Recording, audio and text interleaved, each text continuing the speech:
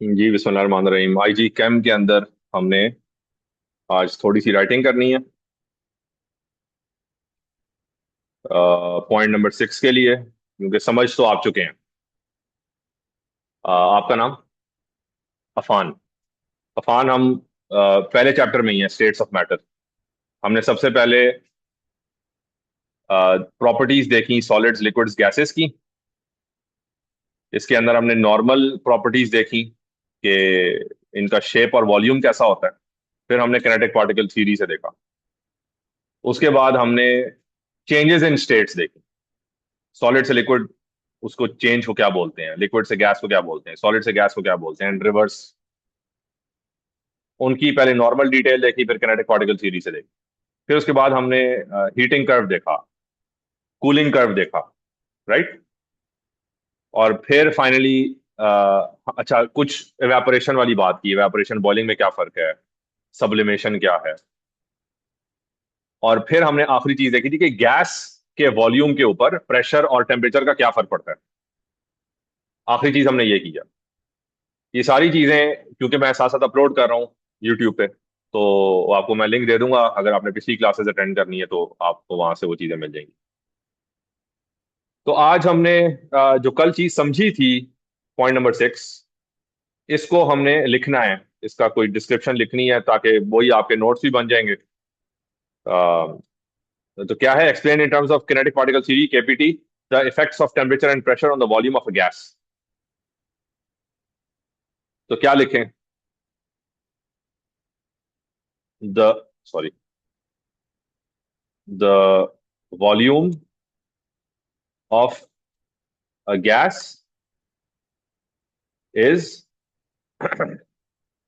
directly proportional to temperature, or the volume of a gas. The volume of a gas is inversely proportional to pressure.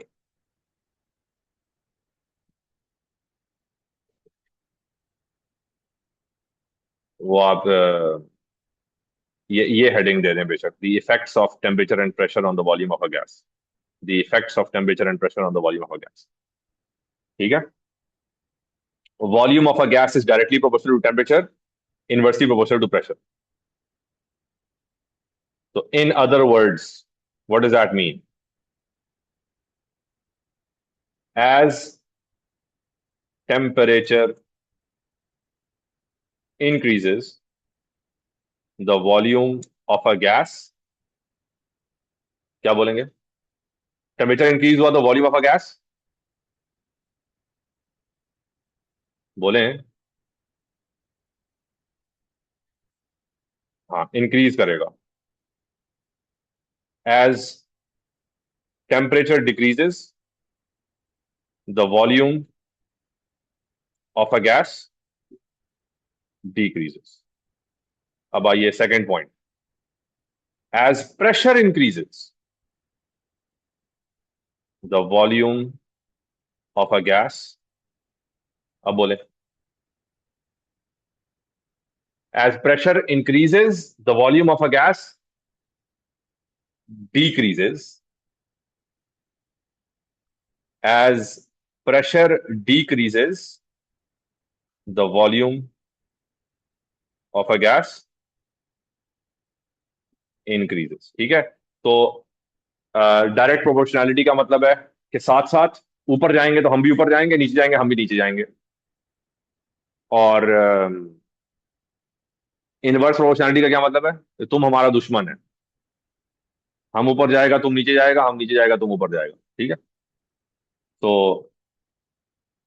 Direct proportionality में दोस्ती है, inverse proportionality में दुश्मनी। ठीक। अब आइए केपीटी में कैसे डिस्क्राइब करें। As temperature is increase, the gas particles the gas particles move more vigorously, their kinetic energy increases.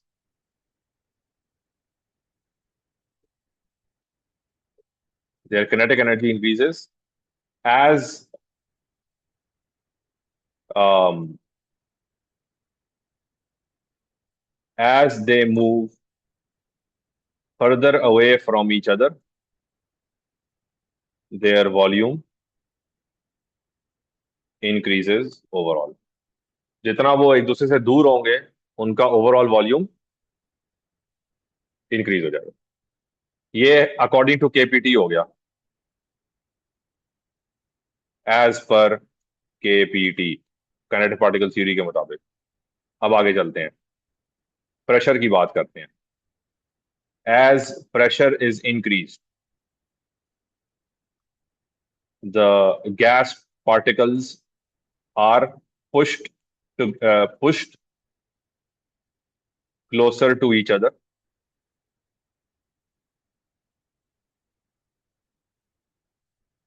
तो particles closer to each other push हो गए, which decreases their overall volume. जी,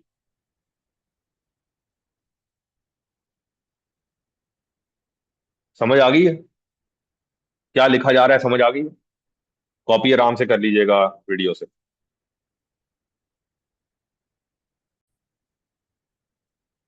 तो अब हमने फाइनली 1.1 खत्म कर दिया, सॉलिड लिक्विड्स एंड गैसेस की कहानी खत्म. अब ये छोटा सा पार्ट है 1.2 वाला. जैसे ही हम ये 1.2 खत्म करेंगे पहला चैप्टर खत्म हो जाएगा इंशाल्लाह. ओके, सो आ गया जी डिफ्यूजन.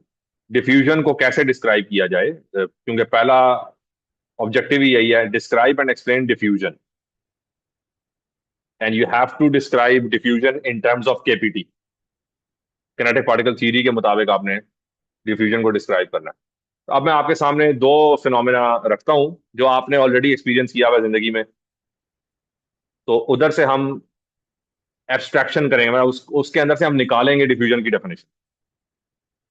ऑब्जर्वेशन नंबर 1, परफ्यूम लगाते हैं या कभी एयर फ्रेशनर यूज किया? तो क्या होता है, तो वो अभी छोड़ दें, वो केपीटी की बात कर रहे हैं. हाँ, वो आप केपीटी की बात कर रहे हैं. मैं यहाँ पे अगर स्प्रे करूं तो आपको खुशबू कैसे आ जाती है? डिफ्यूजन हो रही है, ठीक है. मैं कमरे की एक जगह पे स्प्रे करता हूं और हर जगह स्मेल फैल जाती है. That is diffusion. एक और मिसाल, मेरे पास पानी है, मैं इस पानी की ग्लास के अंदर एक ड्रॉप ऑफ इंक डालता हूं, कोई भी इंक डाल देता हूं, क्या होगा? स्प्रेड हो जाएगा. शुरू में खाली एक कतरा है, एक ड्रॉप है, लेकिन इवेंचुअली पूरा, पूरे ग्लास का कलर, जहां जहां पानी है वहां वहां चेंज हो जाएगा. अच्छा, कर लेंगे, ट्राई भी कर लेंगे. तो इससे निकालें, बताएं डिफ्यूजन क्या होती है?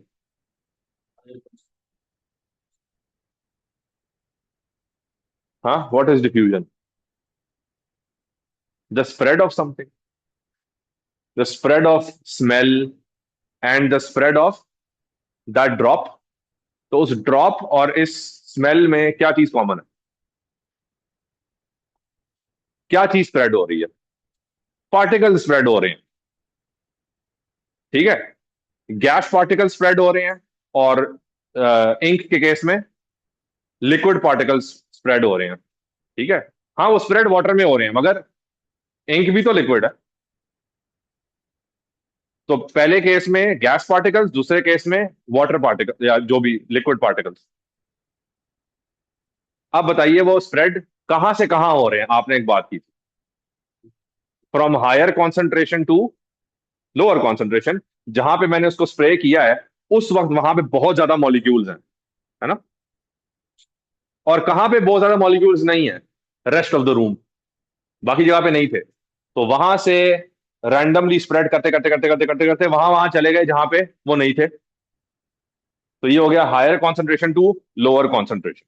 इसी तरह इंक जो है वो जब मैंने डाली थी ग्लास के अंदर, तो शुरू में तो वो ऊपर वाले पार्ट में थी ना, मगर जब स्प्रेड कर रही है तो वो क्या कर रही है, from higher concentration to lower concentration everywhere. बात समझ आ गई? सो देर डेफिनेशन के अंदर क्या है, there is a little bit of spreading and the what is spreading, the particles are spreading. और उस स्प्रेड की नेचर क्या है, from higher concentration to lower concentration. अब हम इसको कोई इकट्ठा करते हैं डेफिनेशन को और लिखने की कोशिश करते हैं।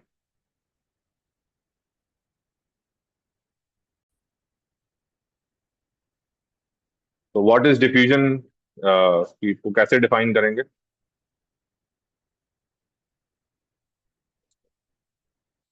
The movement of particles from an area of higher concentration to an area of lower concentration.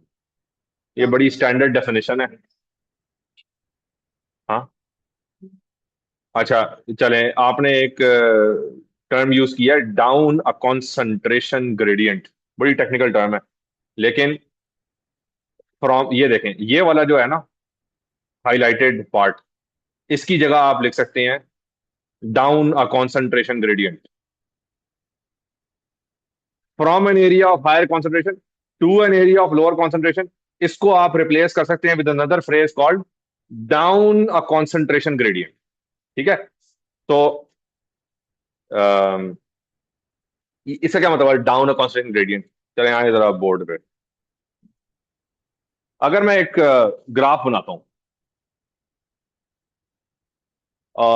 Y axis पे है कॉन्सेंट्रेशन, ठीक है, एक्स एक्सिस पे है एरिया वन और एरिया टू, और इसको आप बार ग्राफ समझ लें। एरिया वन में कॉन्सेंट्रेशन इतनी ज्यादा है, एरिया टू में कॉन्सेंट्रेशन इतनी सी है। The difference between these two concentration will be known as the,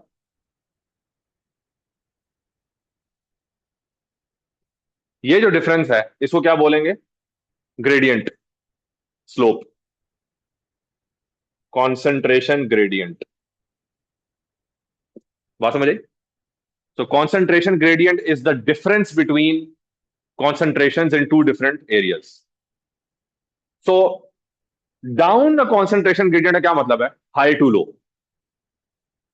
high to low का मतलब है डाउन द कॉन्सेंट्रेशन ग्रेडियंट, और अगेंस्ट द कॉन्सेंट्रेशन ग्रेडियंट का क्या मतलब होगा?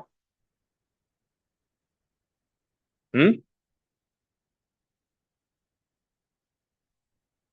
अगेंस्ट द कॉन्सेंट्रेशन ग्रेडियंट का क्या मतलब होगा, लो टू हाई।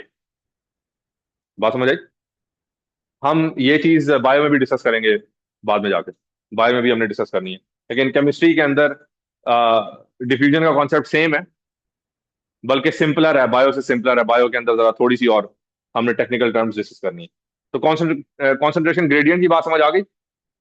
हाई टू लो को कहते हैं down a concentration gradient, low to high को कहते हैं अप या अगेंस्ट अ कॉन्सेंट्रेशन ग्रेडियंट। बात समझ आ गई? ग्रेडियंट का वर्ड आप मैथ्स में सीखेंगे जब आप ग्राफ्स कर रहे होंगे। ठीक है? Okay, going back to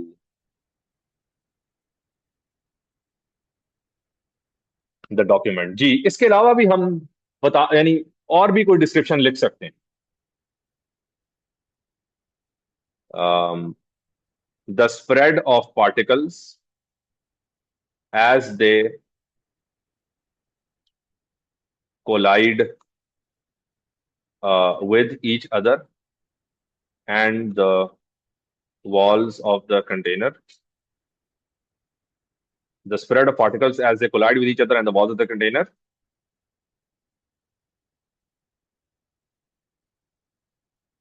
As a result of their random motion.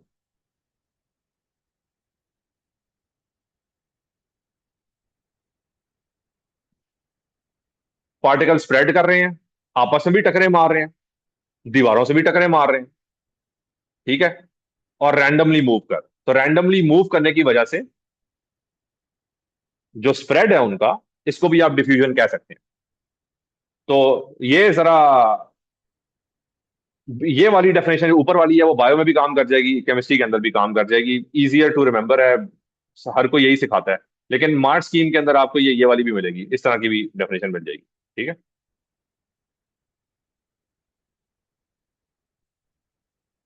I hope this is clear. अब चलिए आगे, we need to move to the syllabus again. Last part. Describe and explain the effect of relative molecular mass on the rate of diffusion of gases. दोबारा, क्या explain करना है? The effect of relative molecular mass on the rate of diffusion of gases. Effect of relative molecular mass, वजन, mass का effect क्या होगा rate of diffusion पे? Rate of diffusion क्या होता है? How quickly something is diffusing, how quickly something is spreading around. तो spread कितना होगा अगर वजन ज्यादा होगा, और स्प्रेड कितना होगा अगर वजन कम होगा, ठीक है। अगर लाइटर होगा तो कितनी जल्दी स्प्रेड करेगा, अगर हैवियर होगा तो कितनी जल्दी स्प्रेड करेगा। That's what we are going to discuss next, ठीक है। सो को हम कर लेते हैं।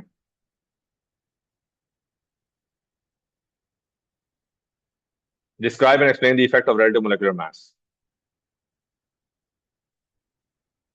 The higher the mass, the higher the mass, the lower the rate of diffusion. बात समझ आई? इसको अगर आपने याद करना है या समझना है, आप इस तरह से समझ सकते हैं कि जो मोटा आदमी होगा वो तेज नहीं भाग सकता, ठीक है। One of the ways to remember, वो आराम आराम से भाग रहा होगा, और जो पतला है वो बहुत तेजी से भाग जाएगा।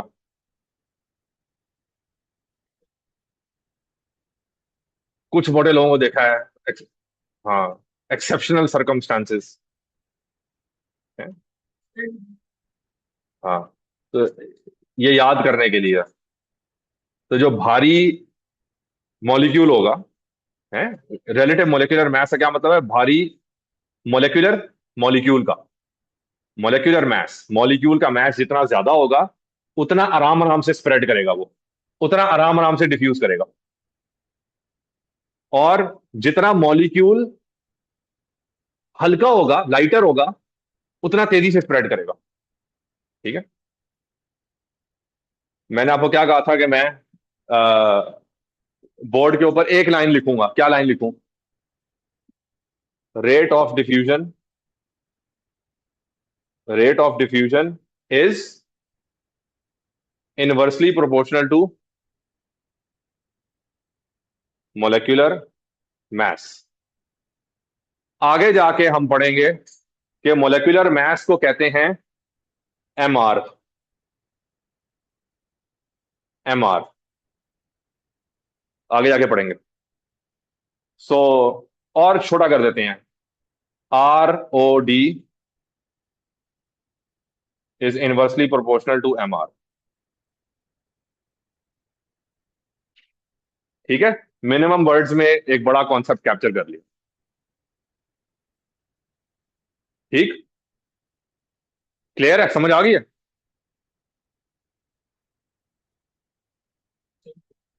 हाँ, अब हम कौन सा वाला?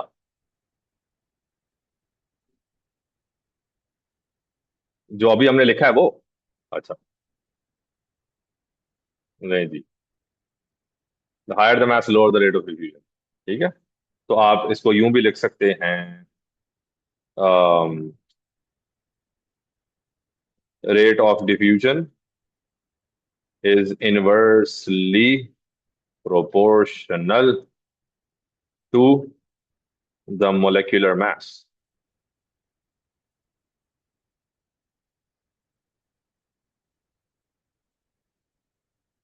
ठीक है, अब हम कुछ सवाल करेंगे।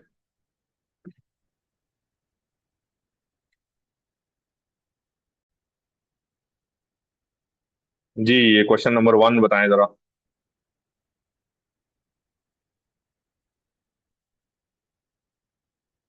When there is no wind, the scent of flowers can be detected more easily on a warm evening than on a cold evening. Warm evening में खुशबू जल्दी आ जाती है, कोल्ड में मुश्किल देर से आती है। This is because the molecules of the scent, one blank two, then in colder conditions. Which words correctly complete gaps 1 and 2? C. Molecules of the scent diffuse nearer to the flowers than in colder conditions. और कोई एक answer आया सी।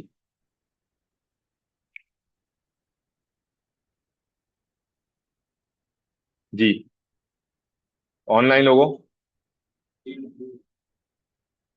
D है। अच्छा,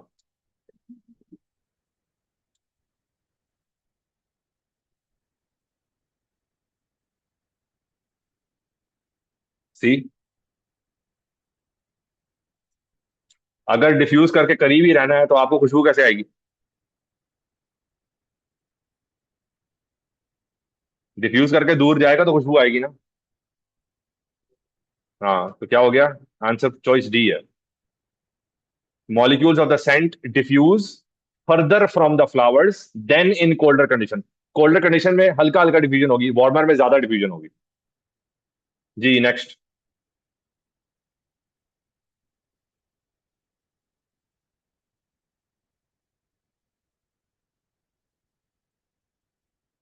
oxide of nitrogen from a car exhaust can spread through the atmosphere. Uh, high to low by a process called diffusion.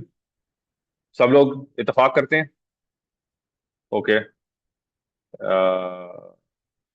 ये पता नहीं आपसे होगा कि नहीं।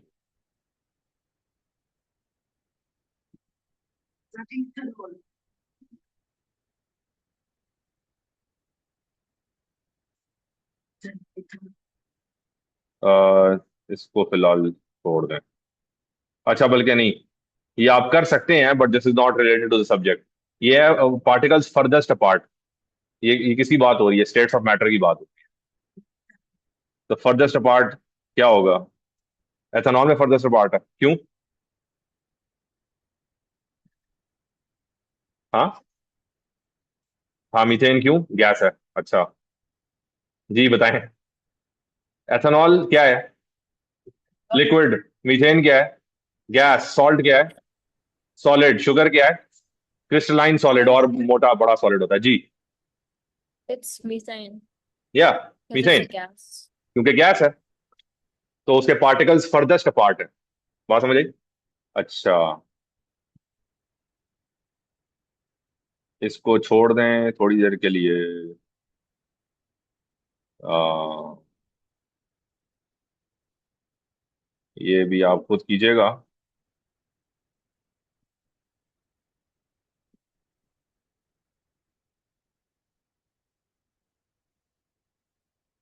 हाँ, ये वाला बताएं कैसे होगा। ये आखिरी सवाल है, ये कर लेंगे तो आज के लिए काफी है। The diagram shows an experiment to demonstrate diffusion. ये कॉटन वूल है जिसको आपने गीला किया हुआ है हाइड्रोक्लोरिक एसिड के अंदर। ये भी एक कॉटन वूल है ऑन द अदर साइड, इसको आपने गीला किया हुआ है अमोनिया सोल्यूशन के अंदर। ठीक है, अब ये भी ये जो कॉटन वूल है, इसने भी इवेपोरेट करना है। इसने भी इवेपोरेट करना है। इसके फ्यूम्स राइट साइड पे मूव करेंगे और इसके फ्यूम्स लेफ्ट साइड पे मूव करेंगे। ठीक है, they will meet somewhere in the middle. दोनों के फ्यूम्स कहीं पे जाके मीट करेंगे। जहां पे भी मीट करेंगे वहां रिएक्शन हो जाएगा। ठीक है, सवाल ये है कि मीट कहां पे करेंगे और क्यों? Will they meet exactly in the middle? Will they meet nearer to hydrochloric acid? और will they meet nearer to ammonia? हाँ, अमोनियम क्लोराइड इनके मीट करने के बाद जो प्रोडक्ट बना है वो है। ठीक है, जहां पे मीट करते हैं वहां प्रोडक्ट बनता है अमोनियम क्लोराइड।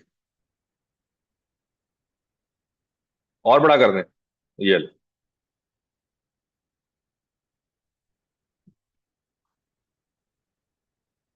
ये है क्लाउड ऑफ अमोनियम क्लोराइड। ठीक है।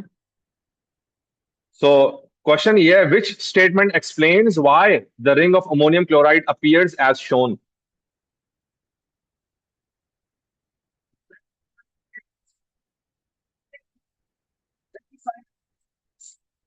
अच्छा, एक सी आंसर आ रहा है, एक बी आंसर आ रहा है। ऑप्शन चॉइस ए चेक करते हैं। Ammonia solution only produces a gas which moves until it meets hydrochloric acid.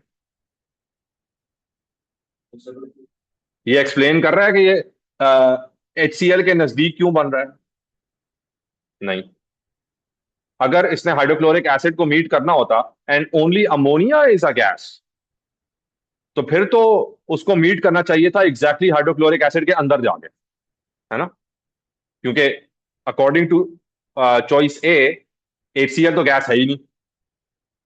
तो अगर वो गैस नहीं है तो अमोनिया को फ्लाई करके यहां पे आना चाहिए HCl के अंदर। ठीक है, तो ऑप्शन चॉइस ए नहीं हो सकता। बी चेक करते हैं। Both solutions produce a gas, दोनों गैस प्रोड्यूस करते हैं, but ammonia moves quicker than HCl because it is lighter. That make sense. क्योंकि अगर अमोनिया लाइटर है तो तेजी से जाएगा, और अगर तेजी से जाएगा तो ज्यादा डिस्टेंस कवर कर लेगा। और HCl क्योंकि हैवियर है तो वो आराम आराम से जाएगा, उसका डिस्टेंस थोड़ा सा कवर होगा।